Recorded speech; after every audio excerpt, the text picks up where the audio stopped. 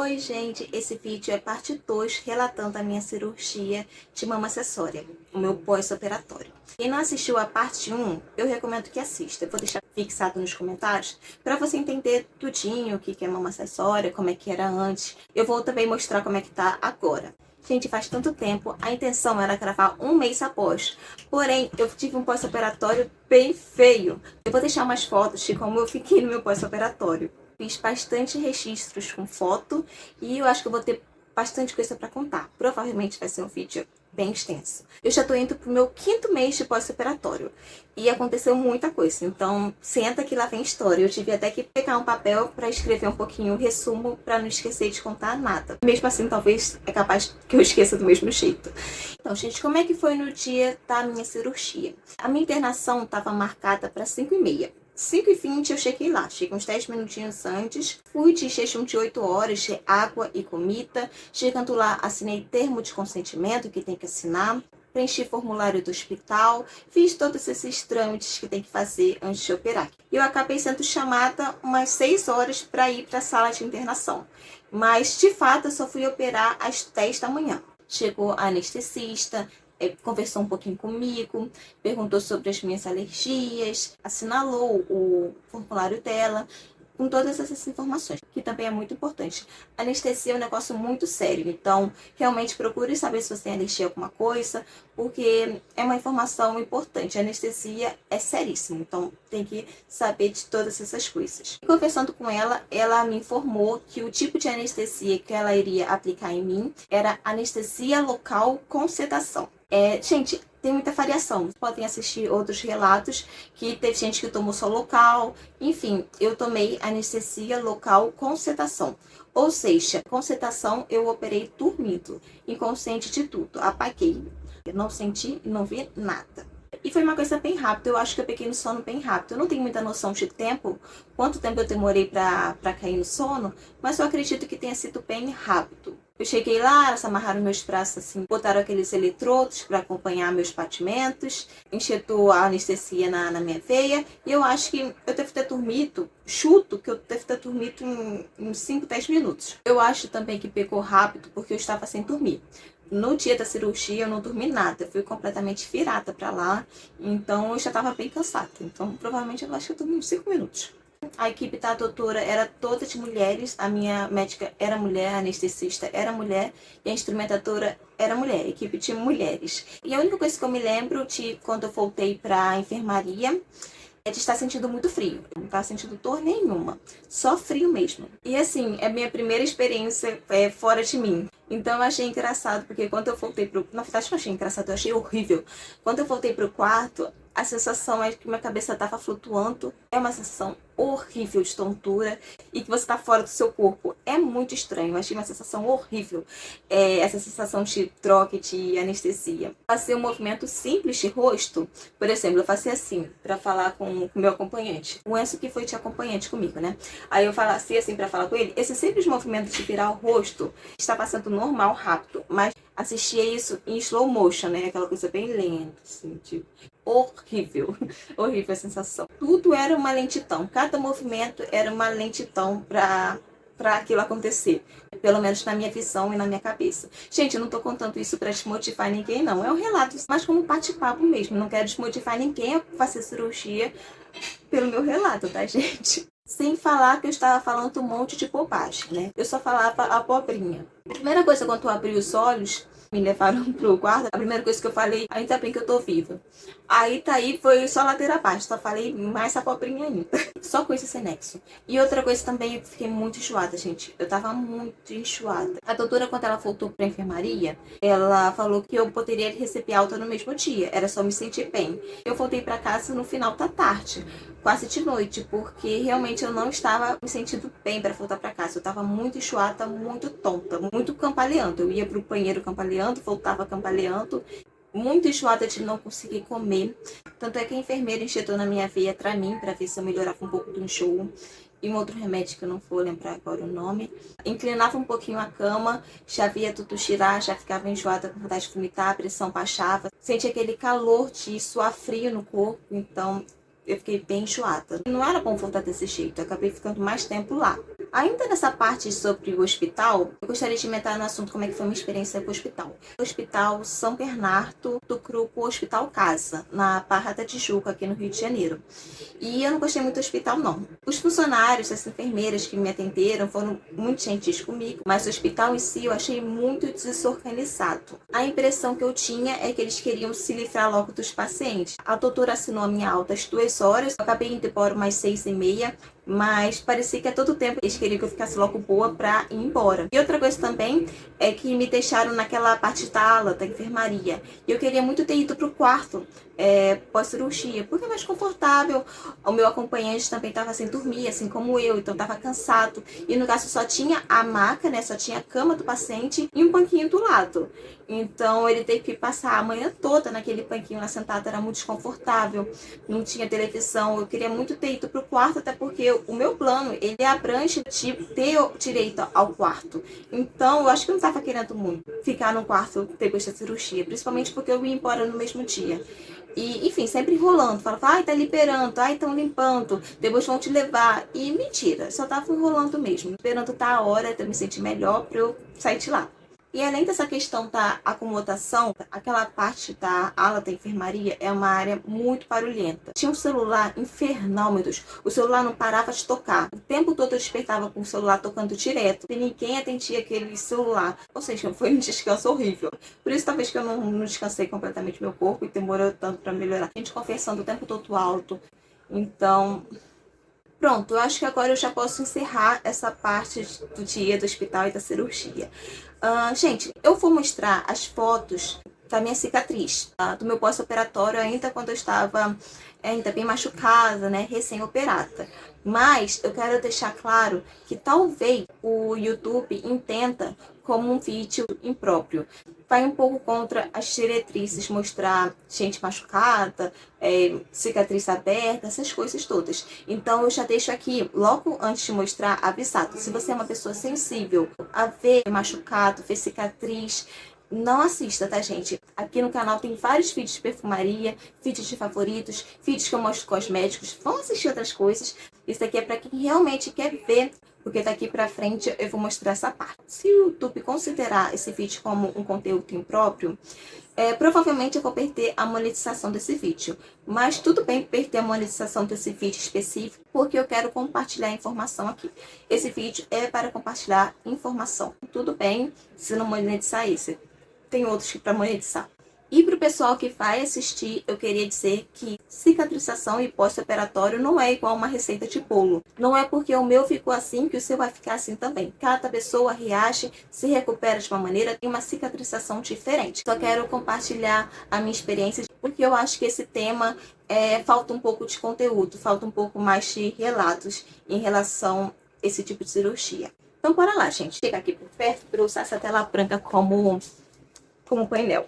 Então, gente, essa primeira imagem foi quando eu voltei para a sala de internação. Eu voltei desse jeito. Voltei enfaixada. Eu ainda não tinha o top, o sutiã cirúrgico. Na verdade, faltou uma informação, não sabia que eu tinha que levar. Não fui informada, então eles tiveram que improvisar. Aí enrolaram essa faixa em mim, aí eu fiquei desse jeito, eu fiquei assim uns 2 dias, o próprio dia que eu operei, e o dia seguinte até checar o meu top cirúrgico. Não me lembro de ter sido informada que precisava já ir para o hospital com um top cirúrgico nas minhas coisas. É a dica que eu deixo também, já anota aí se você vai operar, já pergunta qual é o top ideal para você usar e também já leva no dia da cirurgia, que talvez eles já te colocam lá, as enfermeiras te ensinem qual é a forma correta de colocar. Então essa é a primeira dica que eu dou, que foi um erro que aconteceu comigo e que talvez as coisas teriam sido bem melhores e mais simples se eu tivesse melhor me informado sobre o assunto em relação ao top. Gente, eu também estava de treino. Eu estava com treino, um de catalato, que usei durante uma semana e eu precisava esfacear 3 vezes ao dia. E anotando como é que estava a cor do líquido, a espessura do líquido. É muito importante também você dar essas observações. Eu notei que no primeiro dia saiu mesma quantidade, mesma coloração e mesma densidade do sangue. Mas a partir do segundo dia, eu sempre notava que o meu lado esquerdo tecia menos, ele sempre tecia em menor quantidade. O sangue era mais escuro e mais espesso também. Então, acredito que do meu lado esquerdo, a cicatrização foi um pouco mais lenta do que o meu lado direito. O meu direito evoluiu muito melhor. Teve todas aquelas transições de coloração de treino. Começou bem escuro, depois um vermelho mais vivo, depois um vermelho bem clarinho, tipo suco de tomate. Depois foi ficando um pouco mais alaranjado, até o dia que ele começou a descer bem pouquinho e bem amarelinho. O meu lado direito teve essa recuperação de treino bem melhor que o meu lado esquerdo. Pesquisando, eu soube que era normal, que pode acontecer, e foi o que aconteceu comigo também. Em relação ao top cirúrgico, a minha irmã comentou esse modelo aqui.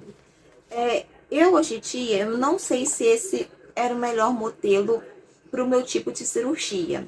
Eu acho que para mim seria adequado aquele modelo que tinha as manguinhas. Não sei porque não tem como saber se é muita suposição. A gente não consegue garantir nada com suposições, mas eu acho que a minha recuperação talvez fosse melhor se fosse o top com manguinhas, que segurasse bem essa parte da axila. Enfim, eu usei esse modelo aqui. Enfim, eu botei isso aqui. Esse aqui é que ao longo que vai diminuindo, eu tive que ir diminuindo também o top, porque sempre tem que estar bem apertado, tem que fazer compressão. Então, a partir do momento que você vai desinchando, o top precisa ir sendo apertado, tá bom? Esse modelo aqui, que prende em cima, que é bem fácil de vestir. Essa parte para você regular em cima, mas ele é manga cavada, manga de sutiã normal. E também tem a parte da cinta que fecha na frente também. E, enfim, ele é um bom top, mas eu acho que para o meu tipo de cirurgia, o ideal seria aquela com a manguinha para também fazer compressão nessa parte de baixo do braço. Se eu fosse operar hoje, eu faria diferente. Os tops cirúrgicos fariam, tá? Faria de marca, faria de lugar que você compra, mas já que eu tô relatando tudo, top cirúrgico custa na faixa de R$ 150, tá bom? Enfim, gente, quando eu tava com a tala, eu não sentia dor nenhuma. Eu não sei se foi o efeito da anestesia sumindo do meu corpo, do meu organismo, ou se foi em relação ao top e comprimento mais. Mas quando eu comecei a usar o top, eu comecei a sentir dores que até então eu não sentia. Não sentia dor nenhuma nas axilas. Mas a partir do momento que eu entrei, né, usando o top, eu comecei a sentir doer mais essa área que eu tinha operado. Sobre os remédios que foram solicitados no meu pós-operatório, vou também mencionar para vocês que vão operar, ter uma ideia mais ou menos em relação aos gastos. Foram remédios bem simples, muitos deles eu já tinha em casa, inclusive. Foi me recomendado um antibiótico, eu não vou falar nomes, tá? Mas um antibiótico, que eu tomei durante 8 dias, de 12 horas. Eu tomei anti-inflamatório de 3 a 5 dias, de 12 horas também. Tomei dipirona, que eu já tinha em casa. Omeprazol. O omeprazol tomava um pela manhã durante 7 dias, que é para proteger o estômago. E também foi pedido uma vitamina C de 500 miligramas para tomar durante um mês, porque a vitamina C ela ajuda na regeneração e na cicatrização. Então a minha médica pediu também para ajudar nesse processo de recuperação do corpo.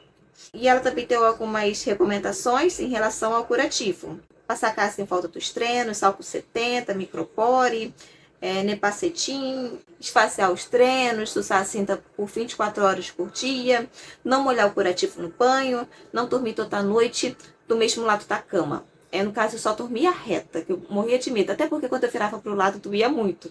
Nem se eu quisesse, eu ia conseguir dormir pro lado. Só dormia de barriga para cima. Enfim, na primeira semana, eu só tomei banho da cintura para baixo. A minha irmã falou que eu poderia tomar banho enrolando bem, passando insofilme que fala? Não, passando aquele plástico, esqueci o nome daquele plástico de cozinha, protegendo bem os curativos, mas eu morria de medo de dar alguma coisa errada. Então eu tomava banho de top cirúrgico e mesmo assim com ajuda. Na primeira semana eu precisava de ajuda para fazer as coisas. Precisava que alguém lavasse meu cabelo, porque eu não podia levantar os braços, e também me ajudava com banho, porque eu não levantava nada do braço. Eu morria de medo, eu ficava assim o tempo todo. Uma preocupação boba que eu tive antes de operar, que acabou que foi uma preocupação boba, porque eu não tive que me preocupar nem um pouco com isso, é que eu ficava pensando, meu Deus, vou operar a axila, vou ficar com a higiene toda duvidosa, e, meu Deus, eu ficava muito preocupada, tipo, operada, toda enfaixada, sem poder passar desodorante, com a higiene duvidosa, de banho de cintura para baixo. Eu fiquei muito preocupada de ficar fedendo, de ficar cheirando o ACC. E foi uma preocupação muito boba, porque eu operei em novembro. Foi uma época que estava fazendo um calor absurdo, de sensação térmica de 50 graus. E pasmem, eu não estava cheirando a nada. Eu simplesmente não suava. Eu não tinha cheiro nenhum. Gente, zero. Não transpirava nada. Não sei se a cirurgia bagunça o organismo. Só sei que nada. Não teve nada de mau odor. Pra não dizer que eu tava zero odores, eu sentia muito cheiro de curativo em mim. Eu sentia cheiro de case, de algodão, sentia cheiro dessas coisas, de remédio, de pomada, mas cheiro de fluidos corporais, zero, zero mesmo. Em relação aos pelos, gente, olha só, muita intimidade, né, gente? Era uma coisa que eu não tava muito preocupada. Eu vi alguns relatos que as pessoas não queriam mostrar axila porque tava com sovaco cabeludo. Graças a Deus, com isso eu não tive que me preocupar, porque eu tenho laser, né? Eu tenho laser no corpo, então pelo eu sabia que não ia crescer e nascer. Foi uma questão que não rolou muita preocupação. Eu vou deixar algumas fotos dos meus primeiros dias, como é que eu tava roxinha, né? Tinha hematoma ainda de machucado. Meu braço direito, ele tava bem dormente pós-cirurgia. Eu não tinha sensibilidade com ele. E para dizer bem a verdade, agora com 5 meses, eu digo que eu perdi a sensibilidade delicada do braço. Por exemplo, aqui, ó, aqui eu sinto normal. Pra cima é estranho, porque eu sinto essa mão tocando no meu braço, mas a parte do meu braço e a parte da axila, eu não sinto que estou sendo tocada. Isso é uma coisa que eu acho muito estranho, me dá muita agonia às vezes. Eu espero que eu volte com essa sensibilidade, porque é estranho. Por exemplo, quando eu for passar desodorante, spray ou aerossol, eu aperto aqui e eu sinto o chato pegando na pele. Se eu passo desse lado sem olhar, a minha sensação é como se o desodorante estivesse entupido. Eu sinto como se não tivesse saído nada, como se tivesse acabado. E quando eu olho para a axila, tá cheio de produto. Eu perdi muito a sensibilidade do lado direito da axila e aqui no início do braço. É uma sensação muito estranha. Eu já li na internet gente que demorou 6 meses, gente até que demorou 1 ano para voltar a sensibilidade, mas também vi casos de gente que nunca mais recuperou a sensibilidade. Até quando o braço coça, eu sinto coceiras, por exemplo, mas quando eu coço, eu não sinto que eu tô sendo coçada. Então, é uma sensação muito estranha de formigamento, às vezes, você coçar e você não sentir aquele alívio que uma coceira te proporciona quando algo está coçando, sabe? Então, isso é um ponto também que é importante mencionar, que pode haver de você perder a sua sensibilidade. Eu perdi, no caso, só do lado direito. Futuramente eu posso dar esse feedback, se voltou, se não voltou, pelos comentários, como é que tá essa questão da sensibilidade. Voltando na parte da axila, eu não tive CC, mas em compensação eu tive alergia ao micropore. E olha que eu usei a 3M, que falam, né, que a 3M é que tá menos reação alérgica. A minha médica, por exemplo, não recomendou a da Kremer, né? Kremer. Falou que a da 3M é menos propensa a dar alergias. E mesmo com a 3M, eu tive uma reação alérgica ao micropore. Também tive protueixas, gente. Não só na axila, mas um pouquinho nas costas, um pouquinho aqui na parte da frente do corpo. Mas se isso da protueixa, eu acho que foi mais pela questão do calor que estava fazendo na época que eu operei. Bem início de verão, a sensação térmica muito alta. Ok, uma semana voltei ao consultório para fazer a retirada dos drenos. E, gente, como arte, né? A sensação que eu tinha é que estava rascando a minha pele. Eu acho que eu já tinha começado a cicatrizar o dreno, então o dreno meio que começou a pertencer à minha pele. E na hora da retirada doeu demais, gente. Eu senti realmente rasgando. E eu acho que rasgou realmente. Gente, eu não lembro de ter ouvido ninguém mencionar como dói tirar o dreno. Doeu muito, ardeu bastante e sangrou bastante também. Tanto é, gente, eu não vou mostrar agora, mas a minha cicatriz do dreno tá mais feia do que a cicatriz do corte da cirurgia. Ficou um pouquinho saltada a minha cicatriz do treino e também está mais escura, ou seja, o meu treino realmente foi sofrido. Mas o lado bom de tudo isso, da retirada dos treinos, é que finalmente eu fui liberada para tomar banho normal. Banho da cabeça aos pés, sem top, banho de verdade. Eu tava muito calor e tudo que eu estava sonhando todo dia era tomar um banho completo com água bem geladinha.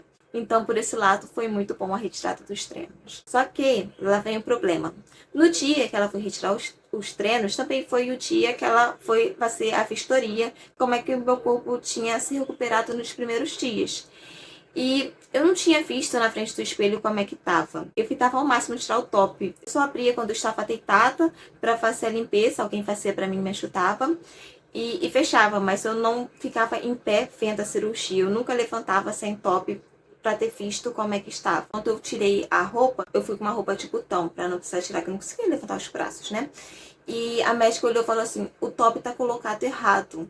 E assim, os primeiros dias são primordiais, são essenciais para sua recuperação. O ideal é que você faça tudo direitinho desde o início, porque são os primeiros dias que contam mais, tá, gente, em relação à recuperação. Ela falou que eu tinha vestido o top da maneira errada, que estava muito baixo, que tinha que ficar mais coladinho com a axila. Quando eu tirei o treino, ela e a enfermeira já olharam assim, tipo, Ou seja, meu corpo não recuperou tão bem nos primeiros dias de cirurgia. Eu estava com 2 bolas enormes nas axilas e eu tinha formato fibrose. Sendo que nos dias, né, nas trocas dos curativos, quando alguém me limpava, eu já relatava com as pessoas, só que ninguém sabia o que era, ninguém tem experiência em relação a isso. Mas eu já reparava que estava alguma coisa inchada, algum caroço inchado. Eu já achava que estava estranho e chato, mas falar, é assim mesmo, é pós-operatório, vai desinchar. Minha irmã até uma vez tinha falado que achava que estava um pouquinho alto e inchado porque era o canudinho do treino por debaixo da pele, fazendo altura. Mas, enfim, eu estava desconfiada e realmente estava certa. E lá no dia, realmente, tinha formado nódulos de fibrose. Eu cicatrizei mal. Eu falo que é mal porque ninguém espera formar fibrose no pós-operatório. Mas isso é o organismo cicatrizando muito. Os nódulos e as fibroses só aparecem enquanto um corpo trabalha muito para regenerar o que foi retirado. Então, é aquela coisa que é ruim, mas que é boa de um certo modo. E foi então que a médica falou, olha, você vai precisar fazer drenagem.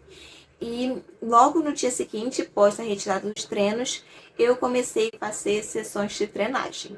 Ela prescreveu que eu fizesse 10 sessões. Sendo diminuída as sessões, né, a frequência das sessões, quando tivesse no final. Por exemplo, comecei fazendo 3 vezes na semana no início, até 2 vezes por semana, depois 1 vez por semana. No final foram tanto um espaçamento maior. Na primeira semana era doloroso demais. Eu sentia muita dor.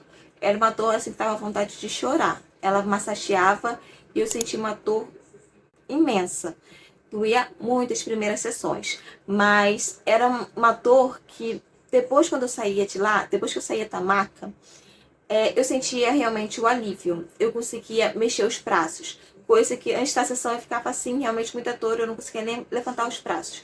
Depois da sessão, ganhava mais movimento. A fisioterapeuta, ela fazia massagem manual, tá? E também fazia massagem por ultrassom.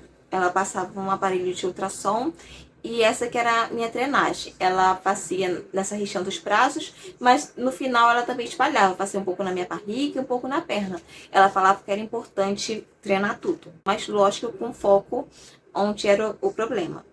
Tinha dias que eu estava bem dolorida e tinha dias que eu me sentia bem aliviada. E não foi algo gradativo de ficar bem a cada dia quando eu comecei a fazer drenagem. Engraçado, né? Então era bem aleatório. E enquanto eu tava com sutiã cirúrgico, porque assim, eu fui liberada para tomar banho sem sutiã, mas eu continuava usando o sutiã 24 horas por dia, tá? Então, quando eu usava o sutiã, eu me sentia mais confortável.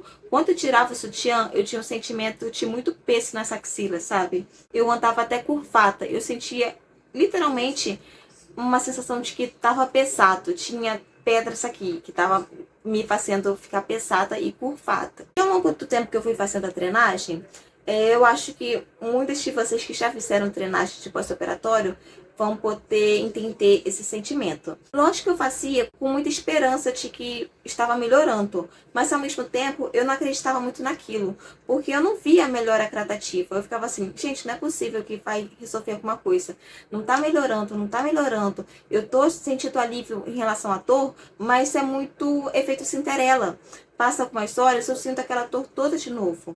A gente, eu estava fazendo as sessões de drenagem com a fisioterapeuta da doutora, do consultório dela, que ela mesma recomendou, porque ela pode ir informando e tanto atualizações do progresso da cirurgia, tirando fotos, tirando dúvidas. Se você também tiver alguma dúvida, você manda a sua dúvida pela fisioterapeuta, que ela pergunta para a doutora. Então eu fiz com a fisioterapeuta da mesma equipe da médica que me operou. Achei importante que fosse com ela.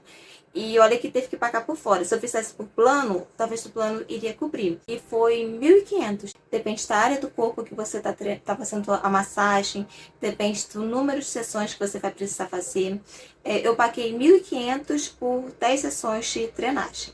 E ela vinha na minha casa, mas não ia ter nenhum acréscimo em relação a isso. Eu achei confortável porque se eu fosse até o consultório, eu teria que pedir um Uber, teria que ir de ônibus, então teria um gasto maior. Eu preferi que ela viesse em casa até pela comodidade, pelo conforto de uma pessoa que estava muito manhosa com dor.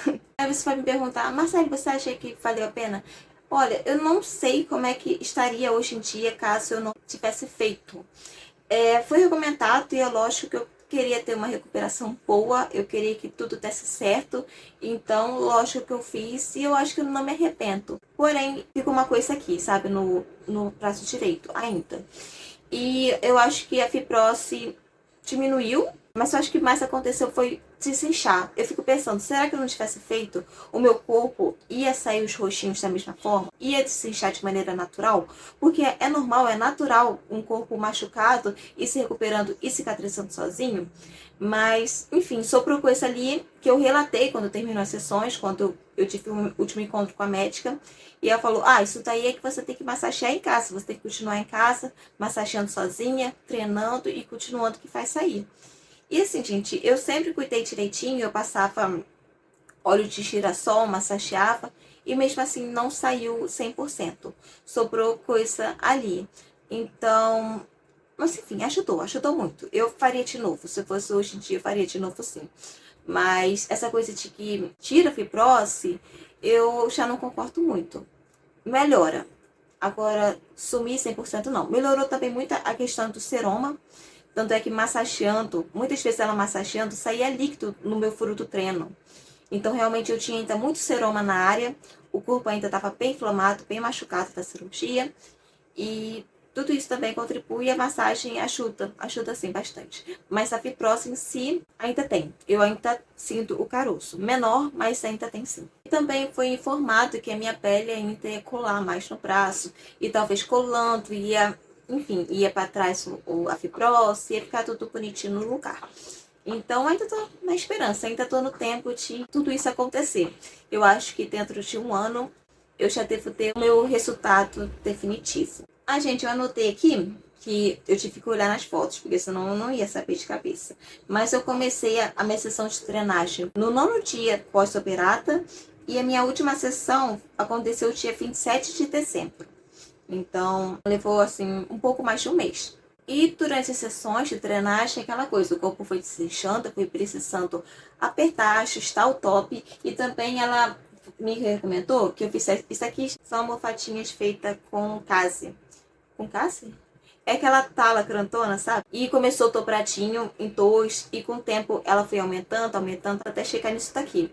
Isso aqui simplesmente eu deixava embaixo do top. Eu botava isso aqui e o top por cima para comprimir, para ver se a pele colava no corpo, né? E a fibrose também fosse desmanchando ou entrando para dentro de mim, né? Não ficando tão inchada para fora. No final das contas, né? Esse foi o último estágio que chegou às minhas almofadinhas, que eu usava debaixo do top para dar mais compreensão. Essas almofadinhas eu só usava quando eu comecei a sessão de treinagem. Mesmo assim, não foi logo no início. Foi lá para a 4ª, 5ª sessão que ela sugeriu que eu começasse a fazer isso. Eu acho que eu já mencionei tudo, falei muita coisa. Então, agora eu vou mostrar como é que tá agora. Vocês querem ver? Vamos ver. Tá, gente, ok, eu levantei um pouquinho pra mostrar pra vocês. Gente, ainda é recente, 5 meses, não é entrega final, talvez o corpo ainda tenha um pouco pra cicatrizar, tá? E também ainda tem muito que clarear, tá? Minha cicatriz, acredito que vai clarear ainda mais. Esse aqui, gente, é o meu lado esquerdo. Gente, eu sou dislexa, né? Você sabe, então direito e esquerda às vezes eu confundo. E, gente, olha só como é que melhorou. Eu vou deixar a foto de antes e depois para vocês verem. Eu não fiquei com um sovaquinho profundo, mas aquela glândula bem mais rente. Tá bem melhor, né? Levantando um pouco o braço, dá pra ver que... Gente, a minha axila tá um pouquinho escura, né? Que é aquilo que eu falei, meu furo do treino. O meu furo do treino, ele ficou mais escuro que a própria cicatriz e ela também ficou um pouquinho pra fora. Não sei se vai dar pra perceber, mas ela ficou ressaltada. Aqui a cicatriz ficou menor. Vocês vão ver do outro lado como ficou grande. Porque aqui eu tinha menos. Eu tinha menos mama nessa axila. O corte foi menor. Aqui a diferença de um pro outro. Realmente aqui não ficou tão perfeitinho. Podem ver, gente, que ficou um negócio aqui. Não sei se isso daqui é por conta da fibrose que tá interna ou se sobrou glândula mamária. Não sei se sobrou ainda gordurinha de mama acessória nessa axila. Não sei, daqui a algum tempo eu vou saber melhor. Não sei se eu vou precisar fazer uma cirurgia reparadora, tá? Cirurgia reparadora. Aqui ainda tá com uma gordurinha. Só que o engraçado dessa axila é que ela ficou mais funda aqui no início. Não sei, gente. Tanto é que até assim, desse jeito, dá pra ver que tem uma banhazinha aqui. E agora eu vou ler um pouco a minha biópsia.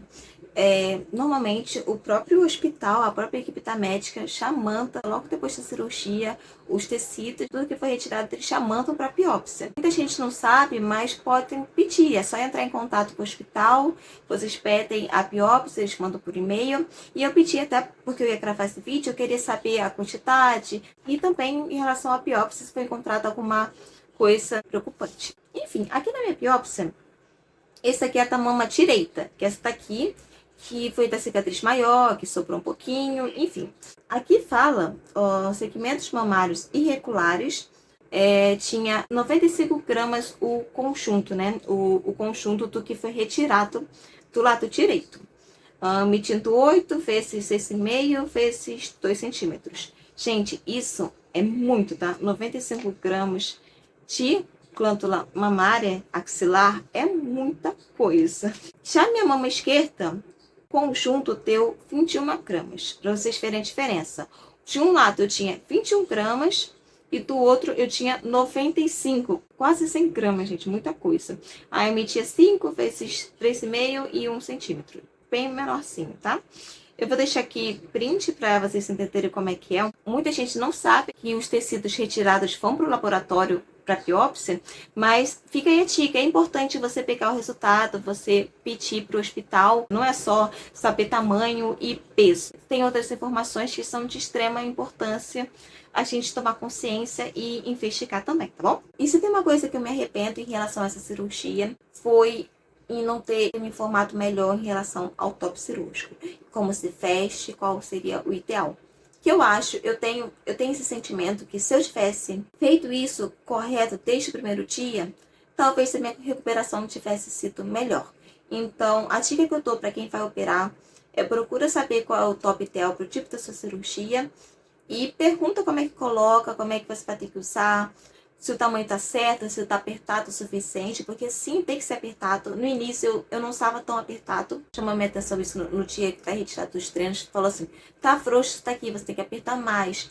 Ou seja, os meus 7 primeiros dias eu tava com um erro muito grave e foi ruim para minha recuperação. Eu acho que se eu tivesse colocado certo, eu estaria bem melhor, eu teria tido uma recuperação bem melhor. E isso, sabe, me pegou muito, porque quando eu estava usando top, eu ficava muito preocupada se o top estava encostando no meu corte, né, na minha cicatriz. Eu sempre deixava ele frouxinho e bem largo aqui, porque eu não queria que encostasse. Na minha cabeça, eu achei que se ficasse muito em contato, poderia infeccionar, poderia machucar, ia formar queloide. Eu tive esses pensamentos. E não, gente, o top, ele tinha que estar em cima da cicatriz, sim. Ele tinha que estar em cima por toda a parte da maxila, tudo em cima, em contato, protegendo e pressionando. E essa minha ideia de não querer nada pegando muito para não machucar foi errado. O meu uso errado, eu deixo de alerta para vocês prestarem atenção, para assim evitar que aconteça, né, a fibrose, que é tão ruim, é horrível ter fibrose no pós-operatório. Sobre ter formato fibrose, eu não sei, eu não tive a confirmação, mas a minha fisioterapeuta, ela suspeita que além da retirada da mama acessória, a médica talvez tenha feito uma lipo. Bom, gente, eu não sei. Eu acho que se ela tivesse feito lipo, eu teria tido bem menos gordura, né? Porque se ela tirou a glândula e ainda fez lipo, era pra eu estar com o sovaco assim, bem funtinho, sabe? Bem magrelinho. E não foi o caso. Mas a minha físio, ela suspeita, porque ela falou que do jeito que tava o meu pós-operatório, do jeito que eu tava roxa, e do jeito de como formou fibrose, ela falou que é mais comum, pela lipo. Quem faz lipo tem uma tendência muito grande a formar fibrose. Então, sinceramente, eu não sei. Eu perguntei para a médica, falar, você fez lipo também, coisa e tal, porque eu tenho liberdade para ela fazer o que ela achava que devia ser feito.